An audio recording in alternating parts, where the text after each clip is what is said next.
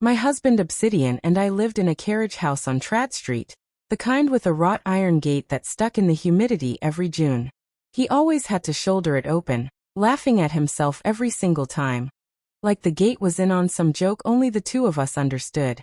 That was the version of him I married. 7 years in, I still thought I knew exactly who I'd chosen. I was 36.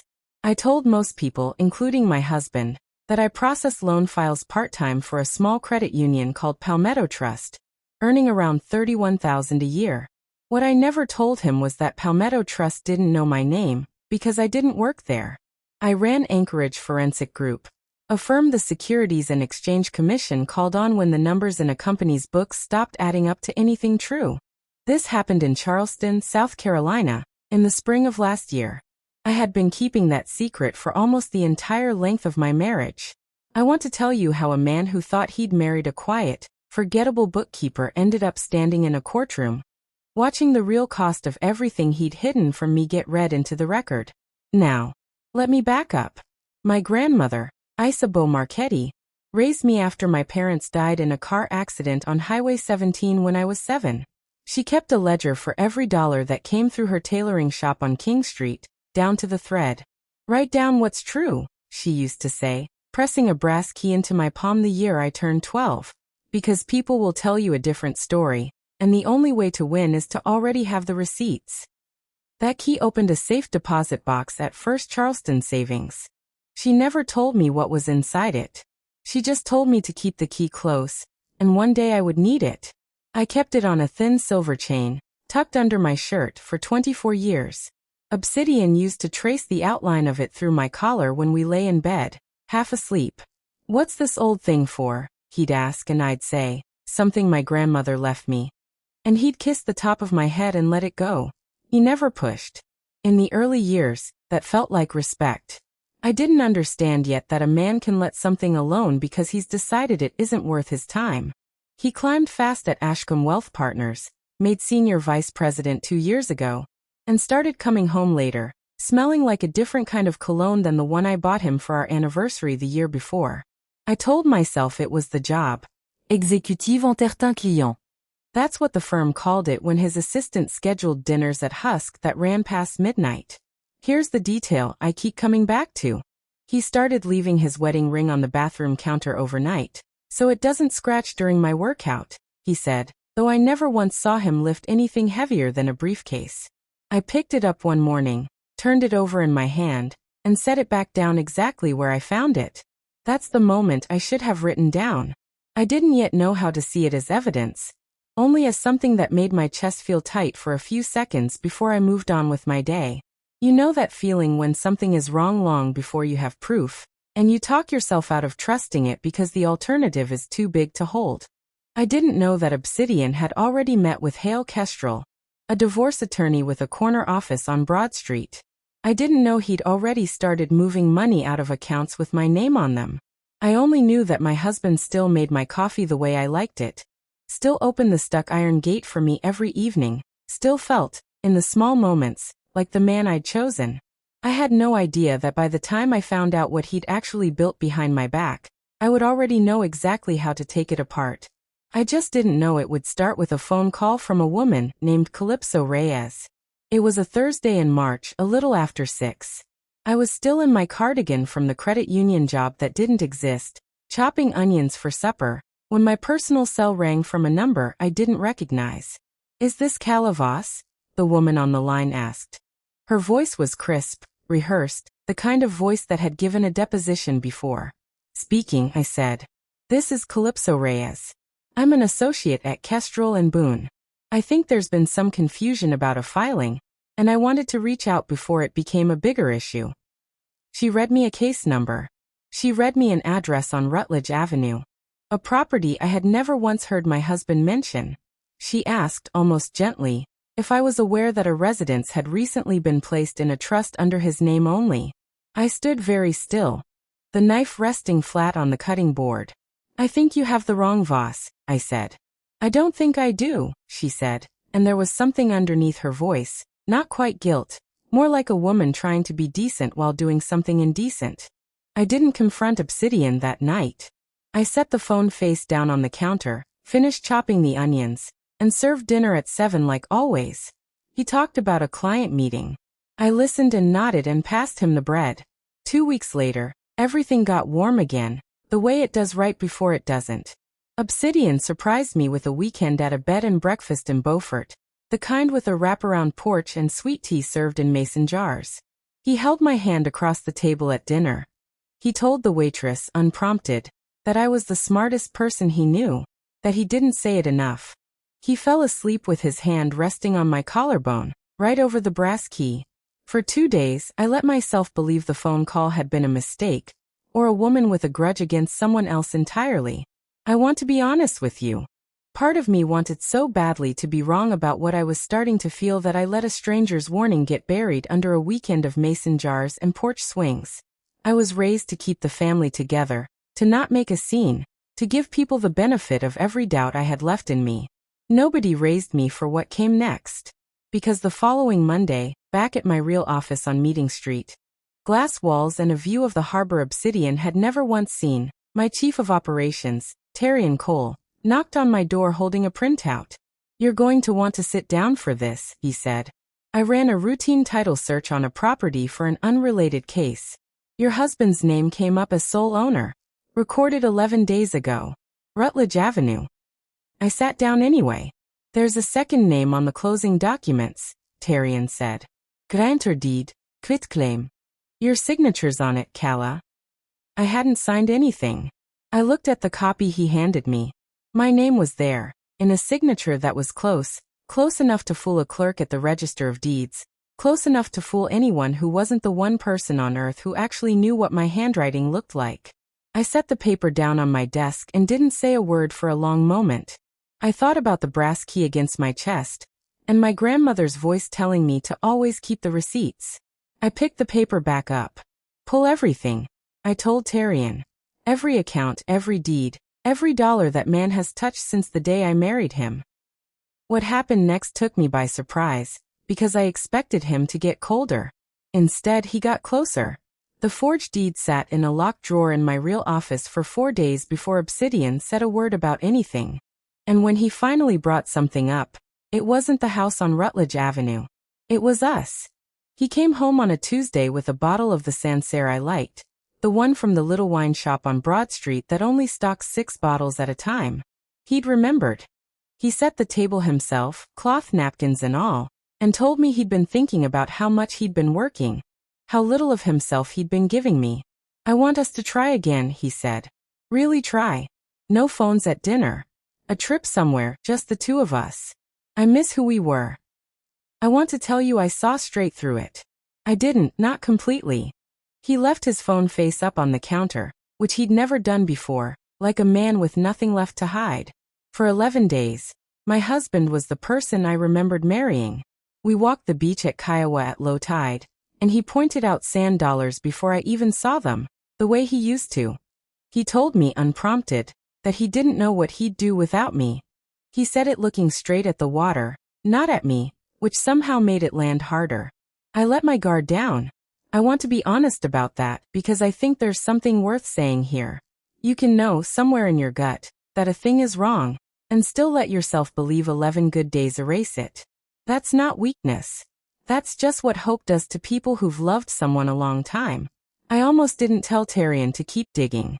I actually picked up my phone on the 4th night in Kiowa to call the investigation off. To tell him I'd handle the house thing quietly, privately, as a marriage matter and nothing more. I didn't make that call. Some old habit, the one my grandmother built into me with a ledger and a brass key, wouldn't let me put the phone down on it completely. On our last night at the rental, Obsidian fell asleep early, worn out from the sun. I sat on the porch alone, listening to the tide come in. And I thought about how easily a person can build a version of themselves specifically for you to fall back in love with. I didn't know yet how many other versions of himself he'd built. One for me. One for Calypso Reyes. One, it turned out, for a business partner I hadn't even met. I just knew that when we got home, something in the air had shifted again. He started taking calls on the back porch with the door shut. He started coming home at 8, then 9, then not saying when at all. The warmth had been real for 11 days. I have to believe that. But it ended exactly the way it started, without explanation, like weather passing through. I went back to my real office that Monday and told Tarian to stop being gentle with the investigation. Pull all of it, I said. Every account. I'm done being careful with him. I need to tell you about the Thursday everything stopped being a theory. Obsidian left for a 3-day conference in Atlanta, the kind of trip that used to make me anxious and now made me relieved. I told myself I was staying home to catch up on sleep. That wasn't the real reason. I stayed home because I finally had the house to myself long enough to look. I started in his study, a room he'd always kept locked, though he didn't know I'd had a key cut 2 years earlier, back when I still thought locked doors between spouses were something you fixed instead of something you documented. The desk drawers held nothing but old client folders and a stack of golf scorecards. It was the filing cabinet in the corner that mattered, the one shoved half behind the drapes like an afterthought. The bottom drawer stuck. I had to pull hard, and when it finally gave, a manila folder slid forward and caught against the frame, wedged at an angle like someone had shoved it in fast and never straightened it.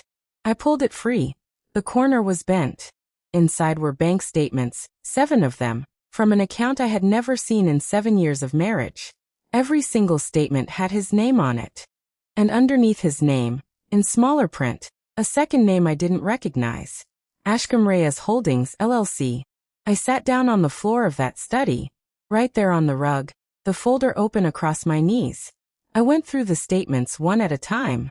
Deposits from Ashcombe Wealth Partners client accounts, the kind of client accounts Obsidian wasn't authorized to move without a second signature.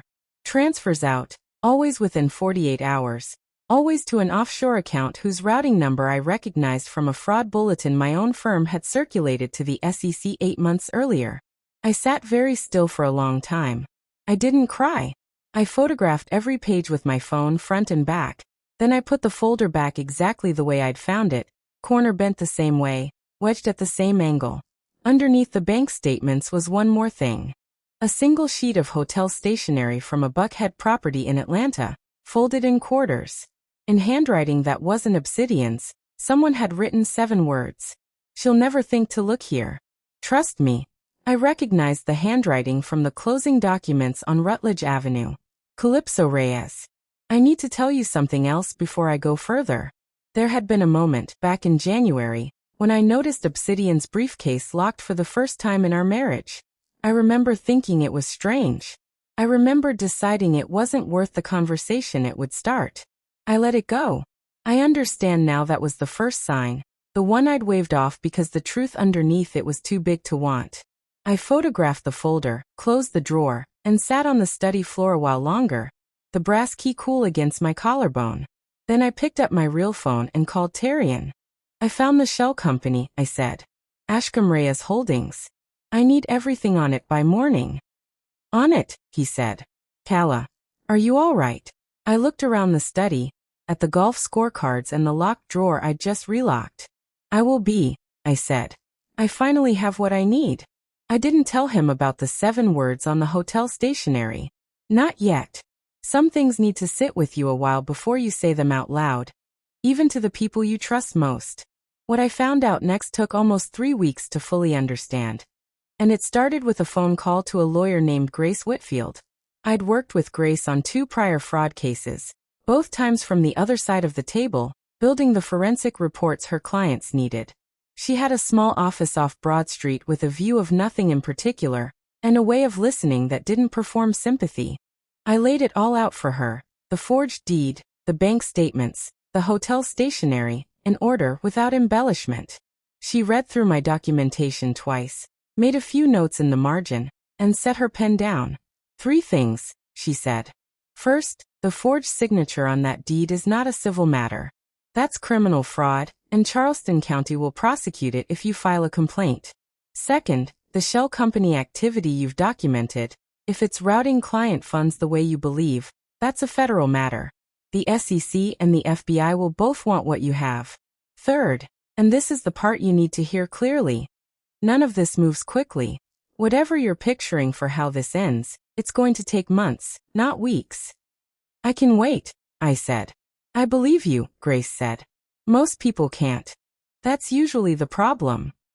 She explained that once I filed, Obsidian would very likely try to move whatever assets he could before accounts got frozen.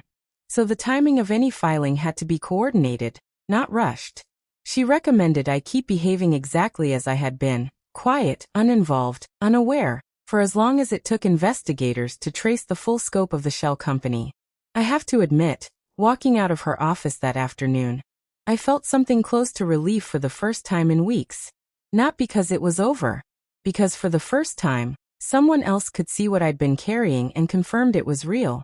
2 days later, Tarian brought me the full trace on Ashcombe Reyes Holdings. Obsidian and Calypso had opened it 14 months earlier, using a registered agent in Wilmington, Delaware, and a mailing address that turned out to be a UPS store on Meeting Street I'd walked past 100 times without ever knowing what it held. The account had processed just under $2 million in the last year alone. All of it siphoned from Ashcombe Wealth Partners' client portfolios in increments small enough to avoid automatic compliance flags. Every transfer routed through the offshore account before landing, eventually, in a trust tied to the Rutledge Avenue property. The house with my forged signature on it wasn't a home. It was a laundering vehicle. I sat with that for a long moment. I thought about my grandmother's ledger, the one she kept for every dollar that moved through her tailoring shop, down to the thread. I thought about how she used to say that people who steal quietly always leave a louder trail than the ones who steal in the open, because quiet theft requires more paperwork to hide. I had the paperwork now. All of it. There was one more name in the trace that stopped me for a moment. A junior associate at Kestrel and Boone had co-signed 2 of the wire authorizations as a notary, her stamp pressed right beside Obsidian's signature. Calypso Reyes hadn't just known about the fraud. She'd notarized it. You know that feeling when you realize the person warning you about danger was standing inside it the whole time. I called Grace back the next morning. I want to move forward, I said. But I want it done in a way that closes every door before he knows any of them are shutting. Then we do this carefully, Grace said. And we do it once. I need to tell you about the night I stopped waiting. Obsidian came home late again, a Thursday, smelling like the same cologne I'd stopped buying him 2 Christmases ago. He kissed the top of my head on his way to the shower, same as always, and I sat at the kitchen table with a cup of coffee going cold in front of me, listening to the water running upstairs. I thought about the 11 good days in Kiowa. I thought about the sand dollars, the wine, the way he'd looked at the water instead of at me. I understood, finally, that those 11 days hadn't been an apology. They had been cover, time to a period when he needed me distracted while the Rutledge Avenue Trust finished processing. I didn't cry at that table. I finished the coffee, cold as it was, and rinsed the cup in the sink. There is a difference between being patient and being a placeholder. I hadn't known that difference until that night. The next morning, I met Grace at her office at 7, before either of our calendars had a chance to fill. We laid out the plan on her whiteboard like a case file, which by then, it essentially was. Step 1. I would file the forensic report, prepared under Anchorage Forensic Group's federal authority, simultaneously with 3 parties, the Charleston County Family Court as an emergency exhibit, the SEC's Enforcement Division, and the FBI's Financial Crimes Unit, all within the same hour, so no single recipient had time to tip anyone off before the others acted. Step 2. Grace would file for divorce on my behalf the same morning, citing the forged deed as grounds and attaching the fraud documentation as supporting evidence, which would freeze the marital estate, including Rutledge Avenue, before Obsidian could move it again. Step 3. I would need to be present in person when it happened. Not to confront him, just to make sure the record was complete, and to finally stand in a room as exactly who I was. There's a risk, Grace said. Once this is filed, he'll know everything all at once. People do unpredictable things when they realize they're out of moves. I've spent 7 years married to a man who thinks the worst thing I've ever done is enter numbers into a spreadsheet, I said. I can handle unpredictable. I went home that evening and did something I hadn't done in weeks. I took the brass key off the silver chain around my neck and held it in my palm at the kitchen table, turning it over the way I had as a girl. My grandmother never told me what was inside that safe deposit box. I'd never had a reason urgent enough to find out. I made an appointment at First Charleston Savings for the following morning. I didn't sleep much that night. I lay next to Obsidian, listening to him breathe, and thought about how strange it was to lie beside someone you already know you're about to walk away from, and still feel nothing but calm. The safe deposit box was smaller than I expected, tucked in a wall of identical steel doors in the basement vault at First Charleston Savings. My hands weren't quite steady when I fit the brass key into the lock for the first time in 24 years.